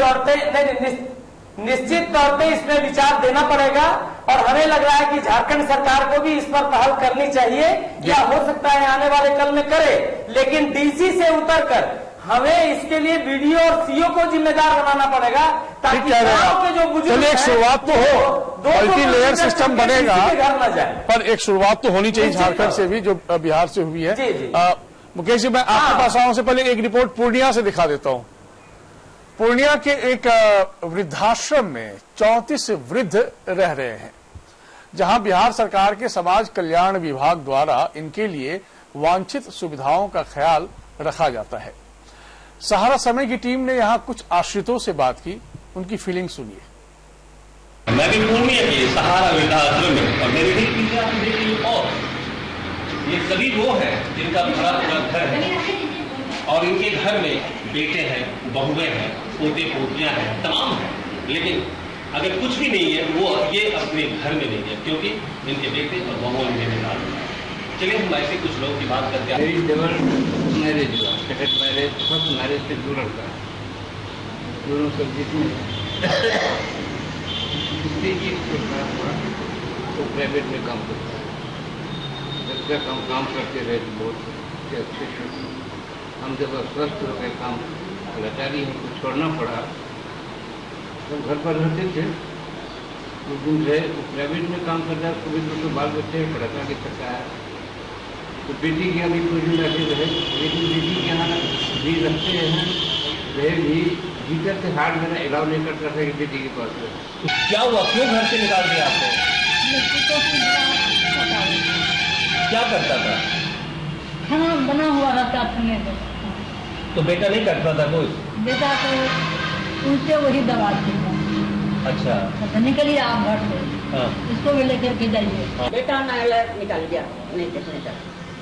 नहीं, कितना बेटा आपको? 2 बेटा। दोनों में कोई नहीं देखा आपको? और उसकी बहू? वो सब है, वो अपने सब किया, हम अपने से नहीं किए, वो लोग अपने किया। आपको क्या कष्ट रहता था? खाना पीने में दिक्कत, हम काम करते थे, सब दिन हम काम कर करके पैसे हुए, पति डेट किया, 30 साल के ऊपर हो गया, तो छोटा छोटा काम सबको पाले पोसे खाले। अभी जब खाने का टाइम हुआ, वो लोग हमको तकलीफ देने लगा। सारस में बिहार झारखंड की एक विशेष मुहिम हर व्यक्ति के लिए है जो ऐसा समझते हैं कि अकेला चलना ही सबसे बड़ी चीज है। माँ बाप को एक बोझ, माँ बाप एक बोझ नहीं होता, बल्कि माँ बाप एक वरदान होता है। कैमरामैन रोहितानी के साथ राजेश शर्मा, सारस में बिहार भूमि। मातृदेवो भव, पितृदेवो भव। मुकेश जी, दरअसल क्या हमें संतान होने का हक है यदि हमारे होते हुए हमारे माता पिता वृद्धाश्रम में मजबूरी में शरण लें? हो जाएगा तो बच्चा यही, हम जो है आगे मुकेश जी। बिल्कुल संजय जी, जो समाज श्रवण कुमार के पदचिन्हों पे चल रहा था, उसका जो है पेड़ के पत्ते की तरह माता पिता को अलग करना बहुत ही दुखदाई है, बहुत ही मार्मिक है, बहुत त्रासदीपूर्ण। पता ही साहब, अन्न का वो दाना भी नहीं आप दे पा रहे हैं माँ को, अपनी माँ को और अपने पिता को। इस मुद्दे को उठाया, इससे बड़ा दुर्भाग्य क्या हो सकता है? बिल्कुल संजय जी, ये सबसे महत्वपूर्ण यह है कि देखिए, हम कहते हैं कि व्यक्ति सामाजिक प्राणी होता है, लेकिन सामाजिक प्राणी से पहले वो पारिवारिक प्राणी होता है। और परिवार का मतलब होता है मेल मिलाप, परिवार का मतलब होता है लाड़ दुलार, परिवार का मतलब होता है एक उसमें एक सौहार्दपूर्ण वातावरण, परिवार का मतलब होता है कि सभी लोगों के साथ बैठना, गुस्सा और प्यार। तो वो अगर किसी व्यक्ति से एक उम्र के बाद छीन लेंगे तो उसकी जिंदगी में नीरसता रहेगी संजय जी, वो हाड़ मांस का पुतला रहेगा, उसकी आत्मा मर जाएगी, उसके संवेदनहीनता मर जाएगी। और ऐसे समाज को आप रुग्ण समाज मानेंगे, ऐसे समाज को स्वस्थ समाज नहीं मानेंगे, और भारत के लिए त्रासदीपूर्ण है। दूसरी बात जो बर्नवाल जी कह रहे थे कि ये व्यक्तिगत उद्देश्य है, ये व्यक्तिगत उद्देश्य नहीं है, ये सरकारी नीतियों की अपेक्षा और अवहेलना के कारण ऐसा हो रहा है। राज्य सरकार और केंद्र सरकार लंबे समय से इस विषय को गौण रखी हुई है। अगर आप दूसरी जगह हिंदुस्तान से बाहर निकलेंगे, आप अमेरिका चले जाइए, वहां नेशनल हेल्थ स्कीम है, उस हेल्थ स्कीम में अमेरिकी समाज का सबसे बड़ा पैसा, दूसरा सबसे बड़ा पैसा जो डिफेंस के बाद एलोकेट होता है, वहां लोगों की देखभाल की जरूरत होती है। क्योंकि इस उम्र में संजय जी परिवार की जरूरतों के साथ साथ व्यक्ति के शरीर में ऐसी रुग्णता आ जाती है कि उसको मेडिकल फैसिलिटी चाहिए, तो उसके लिए मेडिकल उनका पूरा एक हेल्थ इंश्योरेंस प्लान होता है। आप यूनाइटेड किंगडम में चले आइए, वहां के एनएचएस जो है दुनिया की सबसे अच्छी एनएचएस है, हेल्थ स्कीम है, और वो सबसे ज्यादा पैसा देते हैं, डिफेंस से भी ज्यादा पैसा देते हैं। वही कमोवेश स्थिति जापान में है, वही कमोवेश स्थिति स्कैंडिनेविया में है, वही कमोवेश स्थिति यूरोप में है। लेकिन भारत में आप देखेंगे कि जिस बात का श्याम जी जिक्र कर रहे थे, श्याम सर जिक्र कर रहे थे कि ये व्यवस्थाएं पहले से हैं, सरकारें दोष नहीं दे रही हैं। और अगर आप चुनाव की राजनीति को भी देखेंगे तो सबसे ज्यादा वोट जो है किसी भी जीतने वाली पार्टी को यही बुजुर्ग लोग देते हैं। लेकिन वोट के बाद जो है जो ये निष्क्रियता आती है, ये दूसरे पर दोष थोपने की बात होती है, दूसरे उद्देश्यों को बताने की बात होती है। सरकार मुखर रूप से कानून बनाए, उसको जमीन पर लागू करे। ये एक बड़ा वर्ग है, समझने की कोशिश कीजिए वर्णवाल जी, ये पार्टियों की बात नहीं है। आपकी सरकार अगर काम नहीं कर रही है झारखंड में तो उसको स्वीकार कीजिए। बिहार सरकार ने अच्छी पहल की है, आप लोग वहां इमरजेंसी एसओएस बैठक बुलाइए और उसको तत्काल लागू कीजिए। इस प्रकार की नीतियां अगर नहीं आएंगी तो झारखंड में जो स्वास्थ्य की व्यवस्था है उसके कारण जो वहां के बुजुर्ग जो प्रताड़ित हो रहे होंगे, बच्चों का आपने देखा अभी, वो बहुत ही दुखदाई है एक स्वस्थ सरकार के रहते हुए। तो कुल मिलाकर स्थिति है संजय जी कि आप जो है इमोशनल वेल्थ लूज कर रहे हैं। और एक बात और मैं जिक्र करना चाहूंगा कि यूरोप में अगर आप देखेंगे सबसे ज्यादा पैसा अर्थव्यवस्था में कहीं आता है दुनिया में तो वो पेंशन फंड से आता है। और पेंशन फंड किसी भी जगह जाता है, अगर पेंशन फंड को रोक दिया जाए किसी भी अर्थव्यवस्था में, ग्लोबल इकोनॉमी की मैं बात कर रहा हूं, तो पूरी तरह वो चरमरा जाता है। अभी एक उदाहरण के रूप में वेदांत से वहां नॉर्वे के पेंशन फंड ने पैसा वापस लिया, उसका शेयर मार्केट 23% डाउन हो गया यूरोपियन मार्केट में। तो पेंशन फंड एक बहुत बड़ी राशि भी है अर्थव्यवस्था को मजबूत करने के लिए, लेकिन हम मानवीय हैं, हम श्रवण कुमार के पदचिन्हों पर चलने वाले लोग हैं। हमारे समाज में अगर बदलाव और बिखराव आया है और ये ऐसी स्थिति आई है तो उसको सुधारने की जवाब समाज की भी है और सरकार की भी है। एक राजीव जी, मैं आपको एक छोटा सा रिएक्शन लेना चाहता हूं, उसके बाद मैं डॉक्टर संजय कुमार के पास आऊंगा कि झारखंड के तमाम भैया बोलेंगे ना, तुम्हारा क्या कमी है? मैं दीनदयाल जी, मैं राजीव जी से मुखातिब होना चाहता हूं, यदि आप थोड़ा कोऑपरेट करें तो। पीसीआर में आग्रह करूंगा दीनदयाल जी का जरा फेडर ऑफ कर दीजिए। राजीव जी, दरअसल क्या है कि आप झारखंड में क्या इस तरह के केसेस आप लोगों ने कोर्ट में देखा है, या कोई पहल करते हुए माता पिता आए हैं कोर्ट में अपने बच्चों के खिलाफ? क्योंकि माता पिता बड़े ही संवेदनशील होते हैं, बहुत हद तक वो प्रताड़ित होने के बाद भी अपनी संतान के खिलाफ शिकायत लेकर नहीं जाना चाहते हैं। क्या अनुभव कहता है आप लोगों का?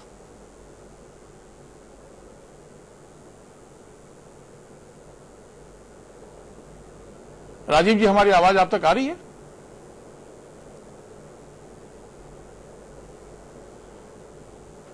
मेरे ख्याल से ऑडियो लिंक ब्रेक हो रहा है और ये बड़ी हमारे लिए भी चुनौती है, क्योंकि हम कई बार कोशिश करते हैं, नहीं हो पा रहा है। खैर, डॉक्टर संजय कुमार, दरअसल ये जो केसेस हम जो बुजुर्गों के बयान हमने सुनाए हैं अलग अलग आश्रम में, जो उनका दर्द सामने आया है, ये तो अपने आप में कॉग्निजेंस लेना चाहिए डीएम को।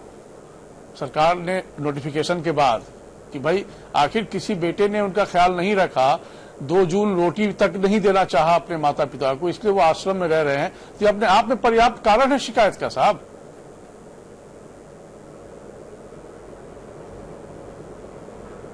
नहीं, ठीक है, सरकार के इस फैसले की मैं सराहना करता हूं कि जो फैमिली कोर्ट में और फैमिली कोर्ट के जो न्यायाधीश होते थे, चीफ जस्टिस, उनके पास वो नहीं पहुंच पाते थे, तो एक उन्होंने ऑप्शन दिया कि आप डिस्ट्रिक्ट मैजिस्ट्रेट के कोर्ट में भी जाकर के नहीं, मैं दूसरी बात कह रहा हूं सर, मैं तो कह रहा हूं केस हम दे रहे हैं, लेकिन तो अपने कार्यक्रम के जरिए केस दे रहे हैं माननीय जिलाधिकारी महोदय लोगों को अलग अलग जगहों पर। क्या वो इस केस के आधार पर संज्ञान ले सकते हैं क्या? नहीं, बिल्कुल बिल्कुल कॉग्निजेंस ले सकते हैं, लेकिन जब तक जाकर के वो माता पिता अपने बच्चों के अगेंस्ट में कंप्लेन नहीं करेंगे, तब तक वो हम नहीं समझते हैं कि जिलाधिकारी महोदय उस पर कोई एक्शन ले पाएंगे। लेकिन जो दूसरी महत्वपूर्ण बात जिसके बारे में मैं बता रहा हूं, ये भारत पूंजी से नियंत्रित नहीं होता था, भारत बाजार से नहीं चलता था। भारत जो था वह गरीबी में भी वो परिवार के साथ जीने के लिए एक अनुकूल देश था, जो पूरे विश्व के लिए अनुकरणीय था। मैं मनु स्मृति का उदाहरण मैं बताता हूं। मनु स्मृति में वह लाइन है, वह कहता है, संस्कृत का वह श्लोक, कि छोड़ दीजिए माता पिता का सेवा, अगर बुजुर्गों का आप अभिवादन भी पर दिन करते हैं, पर डे करते हैं, तो आपको यश मिलेगा, आयु मिलेगा, विद्या मिलेगा और बल मिलेगा। और जब माता पिता की सेवा आप करेंगे तब तो क्या क्या मिलेगा ये समझ सकते हैं। ये तुलसीदास गीतावली में कहते हैं, लिखते हैं तुलसीदास, कहते हैं कि भाई जिस तरह से श्री राम का नाम लेने से और किसी नाम लेने की जरूरत नहीं है, उसी तरह से वह कहते हैं कि अगर आप माता पिता की सेवा करते हैं तो किसी भी व्रत और किसी भी तीर्थाटन की आपको जरूरत नहीं है। एक नई पीढ़ी क्या है, वो एक तीर्थाटन का प्रोग्राम बनाते हैं और वो एक पैकेज के तहत वो घूमते हैं। क्या उन मंदिरों में ईश्वर हैं? जो जीवित माता पिता हैं इनको आपने छोड़ दिया और उन मंदिरों में जाकर के आप भगवान ढूंढ रहे हैं और उनसे अपनी भविष्य के लिए शुभकामना मांग रहे हैं। ये देश था भारत, और हमने उसको, जब ये संवेदनाएं संकुचित हो रही हैं, जब मनुष्यता मर रही है, और मैं दीनदयाल जी के बात से मैं पूरी तरह से सहमत हूं। मैं कहता हूं कि आप डॉक्टर बनाइए, आप इंजीनियर बनाइए, आप सिविल सर्वेंट्स बनाइए, आप बड़े राजनेता बनाइए, लेकिन एक अच्छा इंसान भी बनाइए। आप अच्छा इंसान बनाने की प्रेरणा अगर अपने बच्चों को नहीं देंगे तो ये प्रताड़ना झेलनी पड़ेगी। और ये अमेरिका चाहे जितने साधन लुटा दे अपने लोगों के पास, जितना पेंशन बांट दें, लेकिन सबसे ज्यादा साइकेट्रिक्स के केसेस उसी अमेरिका के बुजुर्गों को मैं देखने को मिलता है। मैं राजीव जी का एक रिएक्शन लेना चाह रहा हूं। राजीव जी, मेरी आवाज आप तक पहुंच रही है? अल्जाइमर से ग्रसित है। जी जी जी सर, मैं काफी देर से सोच रहा था कि आपसे एक रिएक्शन लूं कि अदालत में क्या आप लोगों का अनुभव ऐसा होता है कि कोई बुजुर्ग माता पिता आए हों अपनी संतान की शिकायत लेकर? देखिए, आते हैं, लेकिन हम लोग एक आपको हम हिनू का एग्जाम्पल देंगे जी कि पेरेंट्स आए थे, उनका बेटा और बहू जो है उनको टॉर्चर करता था और उनको क्या है कि लास्ट में स्थिति ये हो गई कि उनको एक रूम में बंद कर देता था वो लोग। अच्छा। जब उन्होंने कहा कि भाई इसमें क्या किया जा सकता है, तो सबसे बड़ी चीज है कि हमारे यहाँ जो लोअर कोर्ट है, नीचे का कोर्ट जो है, वहां पे उस पे कार्रवाई करने का प्रावधान तो है, या तो सिविल में जाइए नहीं तो क्रिमिनल में जाइए। ऐसा कोई प्रोविजन नहीं है कि क्रिमिनल केस यदि पेरेंट्स करते हैं बेटे पे तो वो और नहीं करेगा, सिविल केस करते हैं तो वो 20 साल लगेगा। तो क्या वो पेरेंट जो है उसको इंस्टेंट कोई जस्टिस मिलेगा, ऐसा उम्मीद हमको नहीं लगता। इस फैसले से संभवतः मिल जाएगा साहब। से ये डीएम वाला जो मामला है, यदि डीएम और डीसी को यदि ऑथराइज किया जाएगा, हमको लगता है कि उससे कुछ फायदा होगा और हमको लगता है कि त्वरित न्याय मिलने का उम्मीद है, इंस्टेंट। ठीक कह रहे हैं आप। अदरवाइज हमको नहीं लगता है कि इस पूरे प्रकरण में कोई न्यायालय कुछ कर सकते। ठीक, एक रिपोर्ट आप लोग दिखाते हैं, फिर हम अपने अंतिम सेगमेंट में वाइंड अप में हम सबकी टिप्पणी लेना चाहेंगे। श्रवण कुमार वाले देश में, जो हमारा देश है भारत, पता नहीं कैसी हवा चल पड़ी है। पिता दशरथ के वचन का पालन करने वाले श्री राम के देश में न जाने हम अपने मूल्य को भूलते जा रहे हैं। पेट काट के बड़ा करने वाले माता पिता का आखिर हम अपमान जाने अनजाने क्यों करते हैं? ये रिपोर्ट। कैसी है ये दुनिया, कैसे कैसे हैं लोग जिनका खून, जिनकी सांसें लेकर वो जी रहे हैं, उन्हें ही बेघर कर दिया। बूढ़े हाथ कांपते हैं, आंखें अपनों को ढूंढती हैं, हृदय धक धक करता है। आएगा अपना बच्चा, हंसाएगा, वापस घर ले जाएगा, नाती पोते कंधे पर धमा चौकड़ी करेंगे। लेकिन यह सपना ही गलत देख लिया था। अपने बीते जीवन को अगर ये बुजुर्ग याद करें, न जाने कितने संघर्ष सामने होंगे, न जाने कितनी अधजगी रातें होंगी, न जाने कितने कर्ज होंगे, न जाने कितने पड़ोसियों के बच्चों के शरारतों की शिकायतें होंगी। अपना पूरा जीवन किसी के जीवन को बनाने में लगा दिया, अपना पूरा जीवन अपने बच्चों के जीवन को बनाने में लगा दिया। बच्चों का जीवन ऐसा बना कि उनके पास इन्हीं के लिए समय नहीं। कैसी है दुनिया, कैसे कैसे हैं लोग। धिक्कार है ऐसे संतानों पर। ब्यूरो रिपोर्ट, सहारा समय। श्याम जी सहाय सर, चूंकि आप हम सबों के बीच सबसे अनुभवी हैं और तमाम अनुभव को समेटे हुए हैं, माता पिता के लिए क्या क्या सुझाव वर्तमान में आप देना चाहेंगे? क्योंकि बहुत जरूरी है उन माता पिता के लिए जो वाकई कहीं न कहीं अंदर से व्यथित हैं, पीड़ित हैं अपनी संतानों से।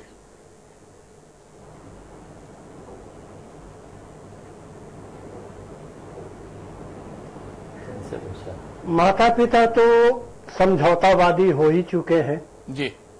लोक लाज के चलते वे कोर्ट कचहरी नहीं जा रहे हैं। अपमान, तिरस्कार, उपेक्षा सबको बर्दाश्त करते हुए साथ रह रहे हैं। अगर बच्चे बाहर हैं तो वे अकेले हैं। हमारा सुझाव है सरकार को संवेदनशील होने की जरूरत है। सरकार की असंवेदनशीलता का एक उदाहरण, आप बुजुर्ग को 400 रुपया मासिक दे रहे हैं, ये अपमान कर रहे हैं कि सम्मान कर रहे हैं? ठीक बात। 400 रुपये में उसको कौन आर्थिक मदद होगी? और ये सांकेतिक भागीदारी यदि आप बुजुर्गों की दे रहे हैं तो फिर बंद कर में दीजिए। पेंशन भोगी जा रहे हैं। बिल्कुल, इस राशि को बढ़ाइए। आप समाज के उन वर्गों को जिनसे वोट मिलने की उम्मीद है, 400 की जगह कम से कम 4000 हो तो अच्छा भी लगे। सरकार के गठन में बुजुर्गों का भी योगदान है। बिल्कुल है साहब, बिल्कुल है। 4 नहीं तो अन्य प्रदेशों में 2000 है, 2500 है, एक सम्मानजनक राशि दे और एक दीर्घकालीन कार्यक्रम योजना बनाए।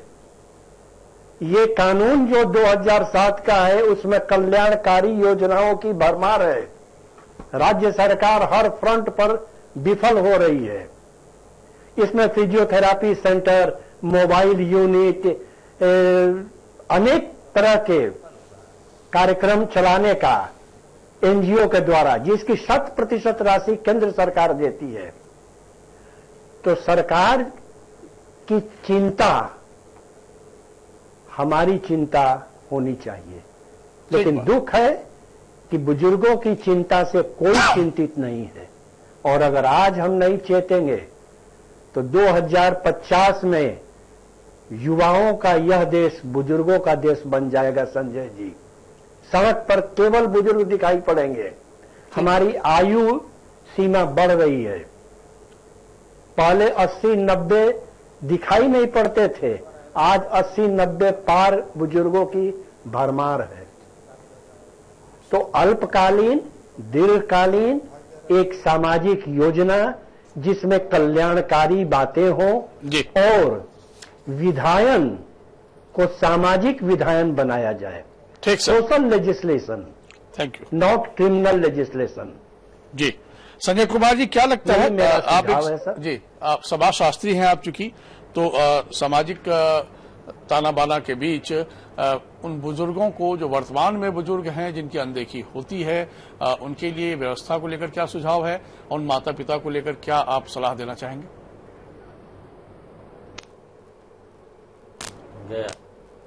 देखिए, जहां तक कानून का बात है तो कानून में एक डिफरेंस होना चाहिए।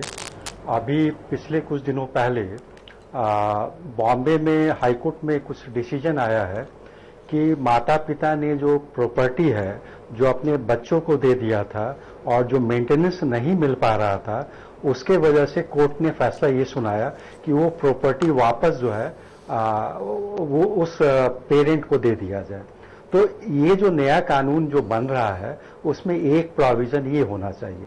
इसके अलावा 2 सुझाव हमारे ये हैं। सोशल फ्रंट से आप देखें तो हमारे यहाँ 38 जिले हैं, तो कम से कम गवर्नमेंट स्पॉन्सर्ड 38 जो है ये वृद्धाश्रम होने चाहिए। और दूसरी बात ये है कि कम से कम 38 जिलों में एक अच्छे हॉस्पिटल्स हों ताकि वृद्धों को ज्यादातर ये मेडिकल की ये कंप्लेन वगैरह होता है तो उसको मीट किया जा सके।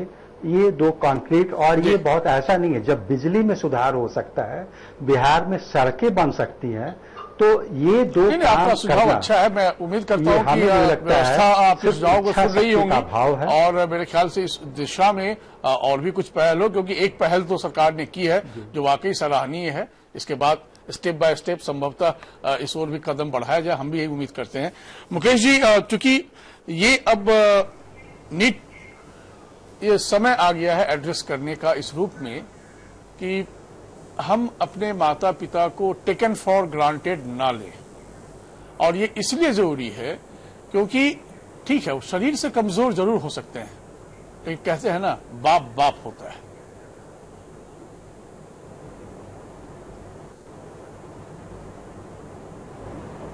बिल्कुल संजय जी, जो स्थिति अभी है और समाज के स्तर पे और राष्ट्र के स्तर पे जो बुजुर्ग वर्ग है वो केवल व्यक्ति नहीं है, उसकी अपनी सोच है। और मैं उदाहरण दूंगा बाद में, लेकिन ये मनोवैज्ञानिक सबलता किसी भी परिवार में अगर आप आएगी तो बुजुर्ग अगर उसमें ऐसे कई मनोवैज्ञानिक रिसर्च हुए हैं, कई देशों में हुए हैं कि जिस परिवार में बुजुर्ग है घर में, तो वहां दो चीजें तुरंत आती हैं। पहली बात तो कि पति पत्नी के बीच में झगड़े कम हो जाते हैं या डाइवोर्स रेट कम हो जाते हैं, जैसा कि आप अमूमन अमेरिका और यूके और दूसरे देशों में, यूरोपीय देशों में आप देखते हैं। तो हिंदुस्तान में वहां कम हो जाता है। बेंगलोर में कई सारे ऐसे रिसर्च हुए हैं, उसमें पाया गया कि बुजुर्ग अगर हैं तो पति पत्नी के बीच में झगड़े कम होते हैं और डाइवोर्स रेट कम हो गया, उसमें कम आया। दूसरी बात, सबसे महत्वपूर्ण बात है कि बच्चों को समय नहीं दिया जाता था, क्योंकि माता पिता दोनों कामगार होते थे बड़े शहरों में, और विशेषकर बेंगलोर की मेरे जो रिपोर्ट है उसके हिसाब से जब वहां माता पिता में से कोई एक उपलब्ध हुआ तो बच्चे की जो प्रगति हुई, उसकी जो अपनी सोच जगी या उसकी मानसिक अवस्था में जो मजबूती आई, जो परिवार में एक सौहार्दपूर्ण वातावरण बना, उसके कारण बच्चे जो हैं वो बहुत ही अच्छे रूप से उनका डेवलपमेंट हुआ। दूसरा उनका एडवांटेज हुआ कि जो थर्ड जनरेशन है, वो बड़े जो फर्स्ट जनरेशन था, उसके सानिध्य में उसने कई तरह की नई सोच डेवलप की, उसने कई तरह के संस्कार लिए जो माता पिता के पास समय नहीं था। और इसका सबसे अच्छा उदाहरण देश के स्तर पे हम जापान में देखते हैं। जापान में संजय जी कोई बड़ी चीजें नहीं है, वहां बड़े बुजुर्ग और बच्चे दोनों साथ परिवार में रहते हैं, और उसकी अर्थव्यवस्था की सबसे बड़ी ताकत यह है कि जो बुजुर्गों की सोच है, बुजुर्गों का अनुभव है, बुजुर्गों का ज्ञान है, बुजुर्गों का संस्कार है, बुजुर्ग, तो इसलिए ये जो इमोशनल कैपिटल डेवलप करना अगर आपको है देश में, जो कि समस्याएं आपको आ रही हैं, आप देख रहे हैं कि हमारे नौजवान बड़ी तरह की रुग्ण समस्याओं से जूझ रहे हैं, तो अगर उसका एंटीडोट कोई है जो कि समाज में उपलब्ध है, वो माता पिता है। तो माता पिता की बहुत बड़ी उपयोगिता है। पुत्र देवो भव और मातृ देवो भव तो हम मानते ही हैं, लेकिन समाज को और देश को, सरकार को इस बात के लिए निर्णय लेना होगा। बुजुर्ग माता पिता को यदि परेशान किया गया तो जेल की हवा खानी पड़ेगी। जरूरत तो है डॉक्टर संजय कुमार, और ऐसे में जो कुछ सुझाव संजय कुमार जी ने दिए, जो हमारे श्याम सर ने दिए और जो मुकेश जी ने बताए, वो वाकई मजबूत तर्क तो है उसमें।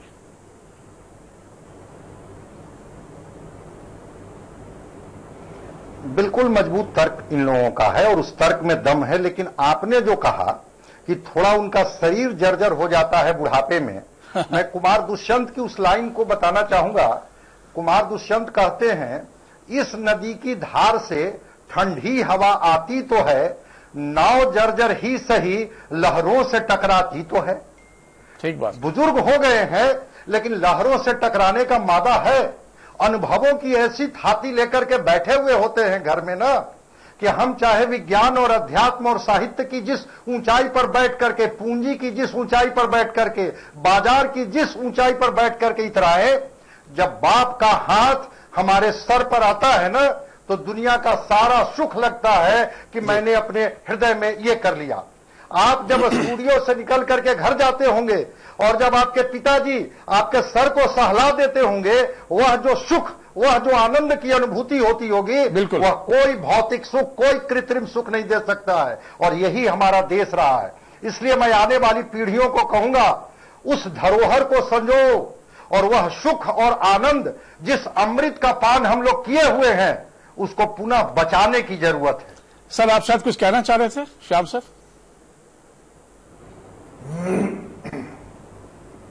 मैं यहाँ एक चीज जोड़ना चाहता हूँ। जी प्लीज। हम लोग सब बात कर रहे हैं बुजुर्गों की वैसी स्थिति की जिसमें उनका हाथ पांव चल रहा है, लेकिन जीवन में दो स्टेज आता है, एक पैलिएटिव स्टेज और एक टर्मिनल स्टेज, जहां हम निसहाय बिस्तर पर पड़ जाते हैं, बिल्कुल कोमा में चले जाते हैं, कुछ नहीं हमको मालूम।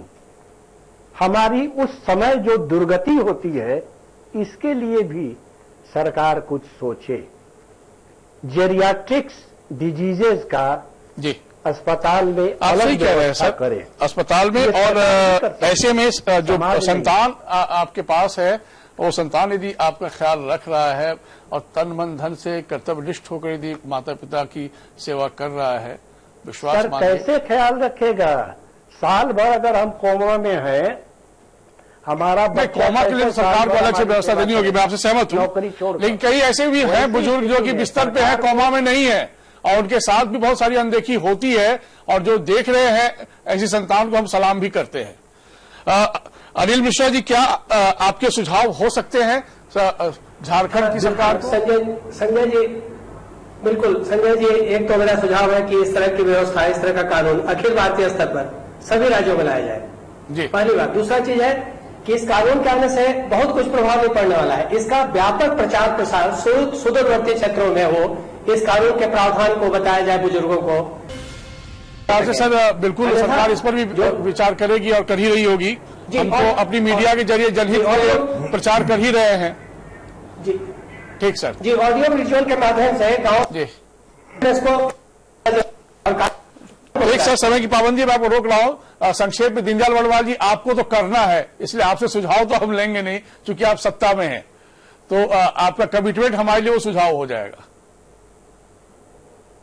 सबसे बड़ी बात है, जब बच्चों को पालने के लिए कोई कानून नहीं है और लेकिन माता पिता लग करके उन बच्चों को पालते हैं, बड़ा करते हैं, इंजीनियर बनाते हैं, डॉक्टर बनाते हैं, तो उस लड़के को आज कानून से बांध करके हम करवा लेंगे, ये गारंटी नहीं है।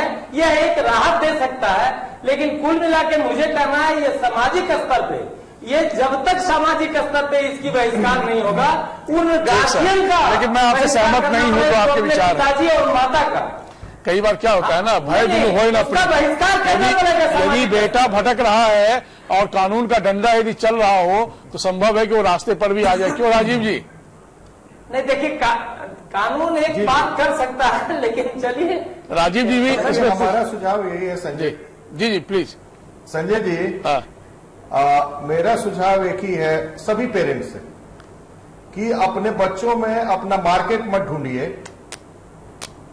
इसलिए क्योंकि मार्केट जो है कभी भी किसी को प्रॉफिट तो दे सकता है, लेकिन फॉर द लॉन्गर पीरियड उसका गारंटी नहीं, सेटिस्फैक्शन नहीं दे सकता, वो सेटिस्फैक्शन नहीं दे सकता। से हमको लगता और ज्यादा वो अपने जो भी आज के दिन अंग्रेजी माफी चाहूंगा, तो कई बार चाह रहे हैं आप लोगों से कनेक्ट हो, लेकिन यहाँ कांटेक्ट हो पा रहा है, कनेक्ट नहीं हो पा रहा है। बहुत धन्यवाद करता हूँ राजीव जी, बहुत धन्यवाद दीनदयाल वर्णवाल जी, बहुत धन्यवाद अनिल मिश्रा जी, आपका बहुत धन्यवाद श्याम जी सहाय सर, आपका अनुभव हमारे साथ आया। बहुत धन्यवाद संजय कुमार जी समाजशास्त्री, आपका बहुत धन्यवाद। बहुत धन्यवाद डॉक्टर मुकेश कुमार और बहुत धन्यवाद डॉक्टर संजय कुमार, आप लोगों ने अपनी एक राय रखी। श्रवण कुमार, भगवान राम, मर्यादा पुरुषोत्तम राम, ऐसे तमाम ऋषि महर्षि, कई जिक्र आते हैं हमारे धर्मशास्त्रों में, दर्शन में, कि माता पिता से बढ़कर कोई नहीं। बचपन से ये पाठ पढ़ाया जाता है, पर जैसे जैसे हम बड़े होते हैं, माता पिता के मामले में यदि हम भटकते रहते हैं और यदि सोचते हैं कि माता पिता लायबिलिटी हैं, तो विश्वास मानिए धरती के सबसे बड़े बोझ आप स्वयं हैं। जो संतान अपनी माता पिता को सम्मान देते हुए उनकी सेवा करता है, विश्वास मानिए धरती पर उससे लायक संतान भी नहीं है। पैसे से आप संतान और माता पिता के रिश्तों को नहीं तौल सकते हैं। एक बार भावना से जुड़कर देखिए और अपनी माँ और अपने पिता के उस फीलिंग को झांक कर देखिए जो वो कहना चाह रहे हैं, पर उनके पास शब्द नहीं है। तब सही मायने में मातृदेवो भव, पितृ देवो भव। नमस्कार।